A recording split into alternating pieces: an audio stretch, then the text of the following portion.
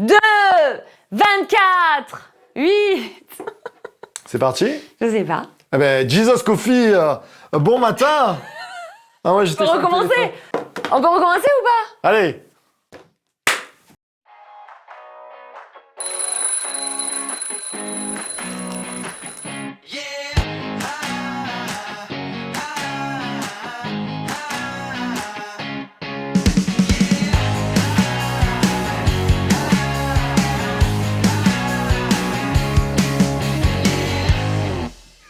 Jesus Coffee, bon matin! Alors là, c'est le démarrage de la semaine. C'est lundi matin. Et même le décompte, il est bizarre. On s'y trouvait plus. On sait plus où on en est, mais en tout cas, on sait qu'on est lundi, qu'il est 7h et qu'on est avec vous, les amis, et qu'aujourd'hui, on va découvrir un nouveau livre. On a passé un super week-end avec Seb. Génial, on a été bénis, que ce soit à la jeunesse, que ce soit aux femmes, que ce soit dimanche au culte. Ben voilà. La présence de Dieu, et puis vraiment, Tout est bien à source de vie. Tout est bon à source de vie, rien à jeter. De church to be. Bon, j'espère que tu vas bien avec...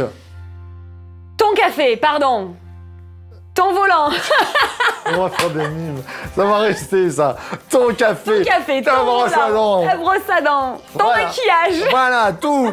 J'espère que tu vas bien pour commencer cette semaine. On est là avec toi et on commence un nouveau livre de la Bible. Et voilà, donc on a fini Néhémie, Esdras, Esther, etc. Et là, on passe à des livres qui de sont réjouissance poétiques. Non, on passe au poétique là, il me semble, avec Job. Ouais, enfin, alors je suis pas jamais d'accord de les appeler comme ça parce que Job, je trouve pas très poétique. Il est pas poétique, mais dans la forme dont il a été écrit, il y a de la prose, il y a des vers, et il est quand même assez poétique. Ouais, c'est vrai.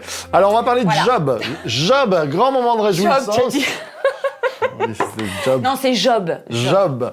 J-O-B. Exactement. Est-ce que tu as un travail? Tu as un job.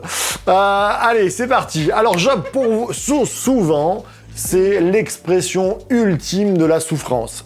Alors, c'est pas faux. C'est pas faux. Parce que quand on prend la vie de Job, pour ceux qui ne connaissent pas Job, donc, il perd... c'est bien. C'est bien, tout c'est bien. Ses enfants. Sa santé. Et puis après, sa femme, ses amis, ses amis, c'est... il perd tout. Il n'a plus rien. Et alors on se dit, ah oui, c'est vrai qu'il y a une grande souffrance, et en même temps, il y a pas mal, et on le verra cette semaine, de victoires à comprendre au travers du livre de Job. Ouais. C'est pas un livre qui se lit comme ça, je trouve, c'est un livre qui s'étudie. Il faut réfléchir sur Job, il y a beaucoup de questions, et c'est très intéressant de pouvoir s'y plonger. C'est vrai. Comme tu dis, là je rebondis, on prend pas le livre de Job uniquement et on dit je vais me faire le livre de Job, ça va m'encourager. Oui. Je crois qu'il faut le prendre vraiment dans le contexte biblique complet, c'est-à-dire que voilà, on prend Job et on l'étudie au travers de la loupe de la parole de Dieu. Je crois que c'est jeudi qu'on parlera des héros, par exemple. Tout à fait.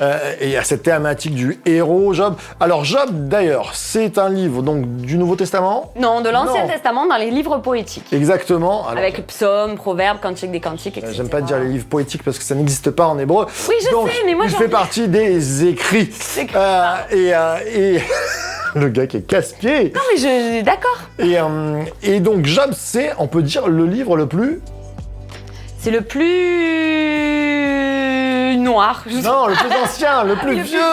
Le plus vieux. On pense que c'est le livre le plus vieux qui existe. Parce que Job aurait été avant Abraham. Oui. Voilà. Exactement. Et donc, on pense que même l'écrit dans l'hébreu est assez... le style, tout ça, c'est très intéressant de regarder. Alors, Job, qui a marqué des générations, même qui marque le peuple juif, il y a quand même une réflexion à avoir, c'est que c'est un des seuls héros dans l'Ancien Testament, des Juifs. Cet homme-là n'est pas... Je vois pas où tu veux me... Il n'est pas juif. Il est pas juif. Et oui, Job n'est pas juif. Je sais pas où il voulait me mener. Je suis désolée, des fois, il me fait des feintes et je sais plus où il me mène. Mais oui.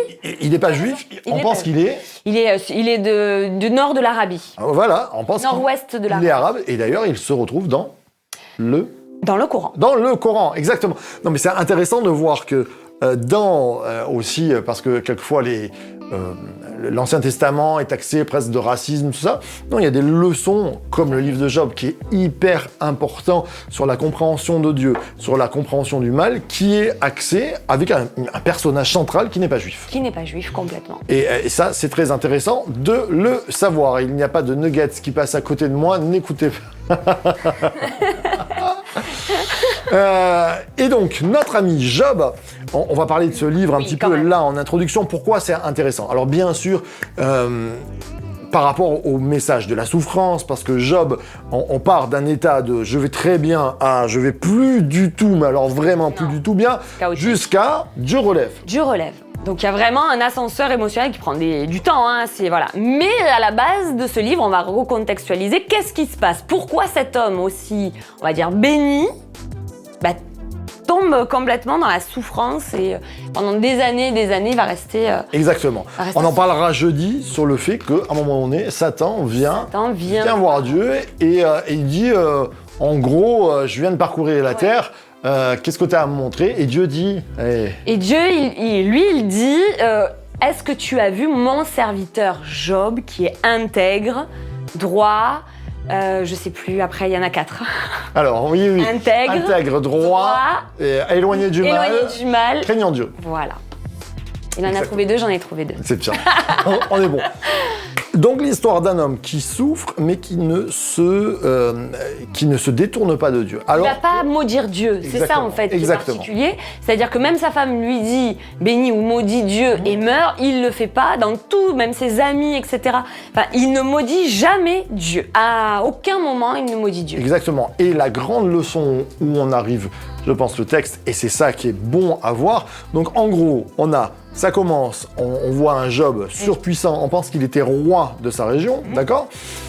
Satan qui parle avec Dieu et Dieu qui lui dit voilà, il y a un défi, il est costaud mon serviteur. Satan qui ruine peu à peu la vie de Job. Tout à fait. Et à chaque fois qu'il rate, il continue, il va plus loin. Ça cogne. Et on a la visite donc de 3 amis qui viennent, qui vont parler avec Job. Alors d'une manière, c'est un peu compliqué parce que ces amis-là ne vont pas comprendre, ne vont voir le malheur de Job que par le prisme du péché, c'est-à-dire de dire Job, tu t'es raté quelque part, tu as renié Dieu, c'est pourquoi tu passes par cette épreuve-là. Tout à fait, et donc c'est quelque part un peu limité, enfin voilà, c'est très focusé sur ça, donc ça donne pas de place à autre chose, et du coup c'est très accusateur. Tout à fait. Très accusateur. Ça massacre un peu Job quand même. Ah oui, lui, ça lui remonte pas le moral, il vient de perdre quand même ses 10 enfants, il vient de perdre toute sa fortune, sa maison.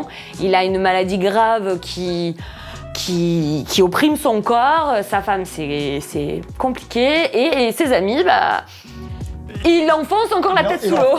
Mais je pense que voilà, il y a un souci, voilà, quand on passe par des épreuves et quand on a, peut-être que vous avez autour de vous des personnes qui passent par des moments compliqués.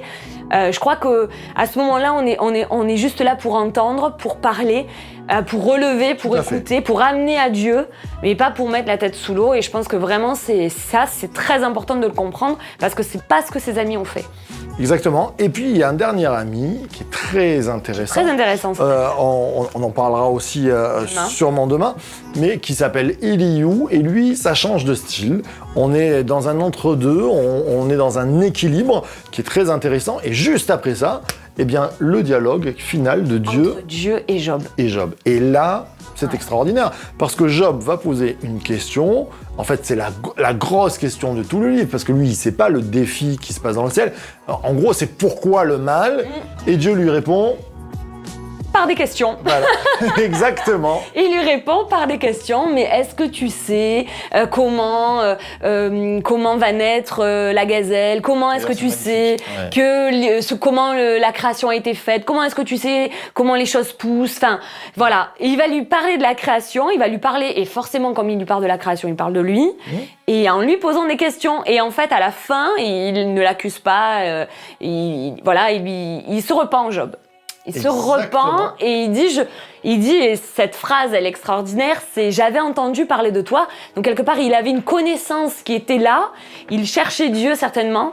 Maintenant, mon œil te voit et là, ça change tout et là, il se repent. C'est j'allais dire, la phrase clé C'est ça. de Job. La leçon, c'est avant, mon oreille avait entendu parler de toi, mon œil te voit. Et c'est une réflexion qu'on poussera demain, mais le livre de Job, c'est toute cette réflexion de dire dans le malheur, en fait, tourne-toi vers Dieu, approche-toi de Dieu, parce que toute chose pâlisse à sa lumière, comme dit ce vieux chant, et qu'à partir du dialogue de Job et de la découverte de ses yeux, de son âme sur Dieu, alors tout reprend vie, la croissance, la multiplication. C'est ça. Et même dans nos situations compliquées, quelquefois, on peut ne rien voir, mais Dieu est au contrôle toujours. Et en fait, moi, je pense qu'il faut vraiment rester focus sur ce que Dieu est en train de faire. Tu le vois peut-être pas maintenant, tu le vois, mais c'est en chemin.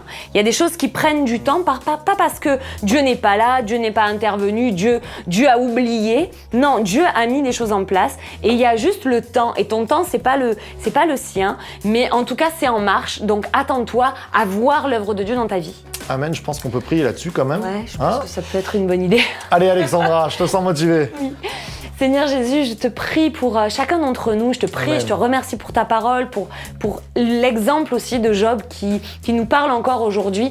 Seigneur mon Dieu, que quelle que soit l'épreuve, quel que soit ce que nous vivons, Seigneur, nous puissions toujours avoir les yeux tournés vers toi, en ayant cette confiance, cette foi que tu es en train d'agir, que l'œuvre est en chemin, que la guérison est en chemin. Je te remercie pour chacun de mes amis, je te prie de relever, de bénir, d'aider, que nous puissions non pas être comme les amis de Job à lui mettre la tête sous l'eau. Mais Seigneur Jésus, si nous rencontrons aujourd'hui ou dans les semaines à venir des personnes qui ont besoin de toi, qui passent par la souffrance, que nous ayons toujours ce réflexe de mener les personnes à toi en les encourageant, en leur disant que toi tu peux, peu importe le passé, peu importe les difficultés, peu importe même le péché, tu es celui qui pardonne, tu es celui qui relève, tu es tu es le Dieu de la deuxième, la troisième chance. Seigneur, que nous soyons des Barnabas, des encourageurs. Amen. Seigneur, que vraiment nous puissions le faire. À toi toute la gloire.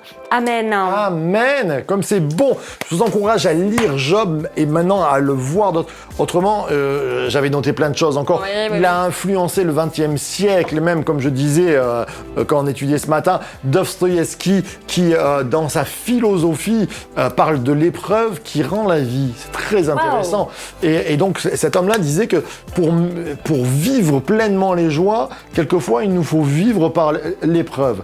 Et d'ailleurs c'est une théologie, j'allais dire paulinienne, qu'on retrouve avec l'apôtre Paul. Eh bien Job, c'est ça, c'est à un moment donné l'épreuve qui nous fait passer par le creuset nous fait découvrir aussi combien Dieu est bon, combien Dieu est grand, combien Dieu prend soin de nous et combien la multiplication est avec lui. Ça, c'est très intéressant de le voir. Et je vous pose une petite colle d'ailleurs. Vous regarderez aussi vers la fin de Job, il nous est parlé de l'hippopotame. Alors dans le texte biblique, il s'appelle Béhémoth. On ne sait pas ce que c'est. Est-ce qu'on peut le traduire par hippopotame? Est-ce que vous y voyez pas un problème? Allez sur les commentaires. Quand même. Lisez un petit peu quand il nous est parlé de l'hippopotame et dites-moi pourquoi y a-t-il un problème de traduire Béhémoth par hippopotame. À vous de voir. C'est dans les chapitres de fin. Et sans plus tarder, puisqu'il nous reste plus que 2 minutes, mais 2 minutes bénies parce qu'on va faire le Béniscope. C'est parti. C'est moi qui l'ai. Oui, c'est lui qui l'a. Ah ben pour une fois, hein, on travaille. Alors, il est là. Allez, je commence. Voilà. On est là. Je commence. Pour vous, mesdames, le Seigneur est fidèle, il vous affermira et vous protégera du mal. 2 Thessaloniciens 3. Il est fidèle, quelle que soit l'épreuve, il est celui qui est avec toi à tes côtés aujourd'hui. Alors, pour Nicolas et les hommes, puisqu'il aime beaucoup Jacques, et c'est un Jacques chapitre 1 au verset 5, et si quelqu'un de vous manque de sagesse, ben Nicolas, ça tombe bien. Oh non, je plaisante. Qu'il la demande à Dieu qui donne à tous libéralement et qui ne fait pas de reproches, il lui sera donné. Amen. On devient intelligent en présence de Dieu. Ça, c'est bon. Ça, c'est bon. Pour les couples, attache-toi donc à Dieu et tu auras la paix, tu jouiras ainsi du bonheur. C'est Job 22 qui le dit. Ah ben alors, dans Job, on trouve des belles choses, oui, même pour les célibataires. Regardez Job au chapitre 5. Quant à moi, je rechercherai Dieu et c'est à Dieu que j'exposerai ma cause. C'est lui l'auteur de grandeur qu'il est impossible d'explorer, de merveilles si nombreuses qu'il est impossible de les compter. Quelquefois, quand on est célibataire, on se sent un petit peu mal, on se sent seul. Dieu combat pour nous et c'est lui qui nous donne la solution. Amen. Amen. Pour les seniors, non, pour les jeunes. Les jeunes. Les jeunes, je sais que tu peux tout et que rien ne saurait t'empêcher d'accomplir les projets que tu as conçus. C'est Job 42 qui le dit, donc là il le dit à Dieu. Je sais que tu peux tout. Dieu est le Dieu de l'impossible. Alors ce matin, vraiment, tu prends par la foi et tu dis, cette montagne devant, tu peux l'enlever, il va le faire. Amen. Et puis pour terminer avec les seniors, dans Job toujours 33-14, on est dans Job, hein. Dieu parle cependant tantôt d'une manière, tantôt d'une autre, et on n'y fait pas attention. Il parle en songe, en vision nocturne, quand un profond sommeil tombe sur les hommes, quand ils sont endormis sur leur couche. Avec le Jesus Coffee, on vous souhaite que Dieu vous parle tantôt d'une manière avec le Jesus Coffee, tantôt avec votre parole, tantôt dans cette journée avec une prédication, je ne sais pas, ou avec des amis, mais Dieu va vous parler. Amen. C'est ça, la matinale, source de vie. Et source de vie. The Church to be, à demain matin.